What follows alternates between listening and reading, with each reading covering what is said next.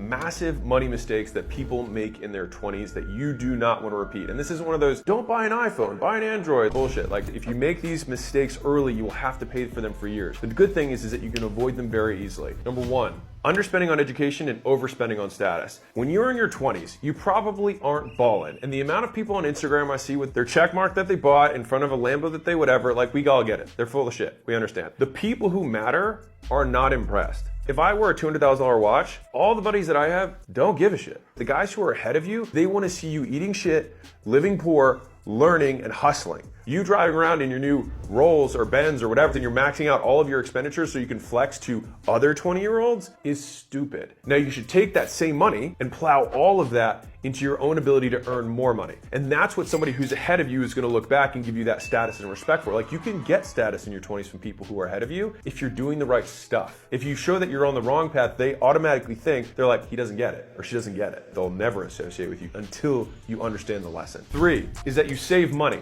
That is a mistake.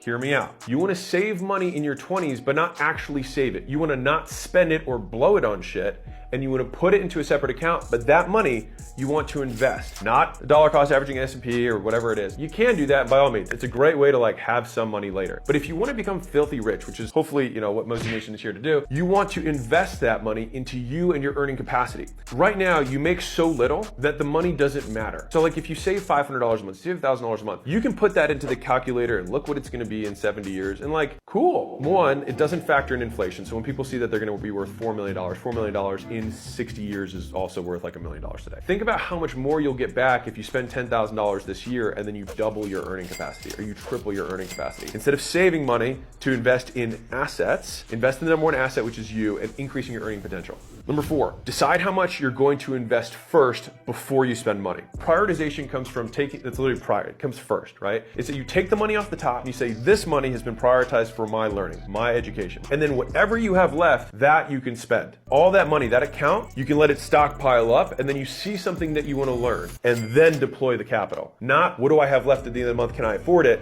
You've got this big pile of gold over here that every month you plow into, and then when you see the opportunity, you make the decision, you pull the trigger. Number 5, automate the investing, and you want to manualize the spending. You want to lubricate how easy it is for you to invest in yourself, and you want to make it harder to spend on shit that never comes back to you. Dave Ramsey talks about people having cash rather than credit cards. You actually feel pain when you buy things in cash compared to using credit cards. The harder it is to buy something, the less you buy.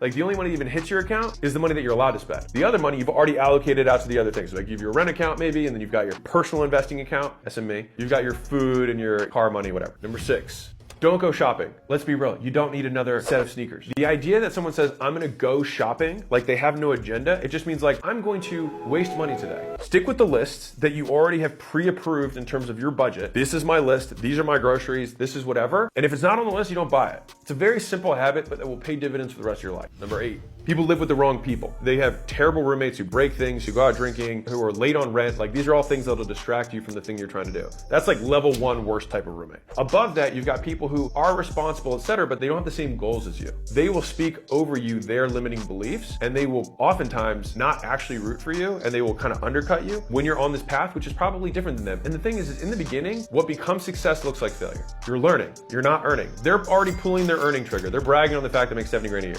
Whatever. Because you have a different goal. And so never listen to people who have smaller goals for your life than you do. Making sure that you're living with the type of people who are trying to do the same thing as you are in your life will encourage one another, and you guys are kind of in the game together. That's what will shape the way you see the world. I do think it's worth living with multiple people in your 20s because 1, your 20s can be lonely, but 2, it's also just a lot cheaper. I lived in a house with 7 people in California, and I was able to only pay $400 a month in a nice area. Number 10, since you model the wrong season of life. Sometimes younger guys will look at what I'm doing and they're like, oh, I'm going to do what Alex is doing. The thing is you don't have the track record. And reputation is built on 2 things. It's built on what you've done and what you say you're going to do, and having both of them come true. The thing that builds the reputation is not modeling what I'm doing now, but modeling what I did before. You want to make sure that you model the right aspect of someone's life at the right time. Number 11, measure money in how long it took you to earn it. Let's say you make $20 an hour. If you want to go buy a shirt for $100, you have to think to yourself, okay, I make $20 an hour, 20% payroll tax. I'm actually going to have to work 6 hours to buy that $100 shirt with tax, whatever. So if someone said, I want you to work all day and I'll give you this shirt, would I do it? Probably not. I worked at Smoothie King, I was 15 years old. $7.25 an hour, a 6-hour shift, right? So I was making 43 bucks. People would go next door, I remember noticing this, and they would spend 15 bucks on lunch.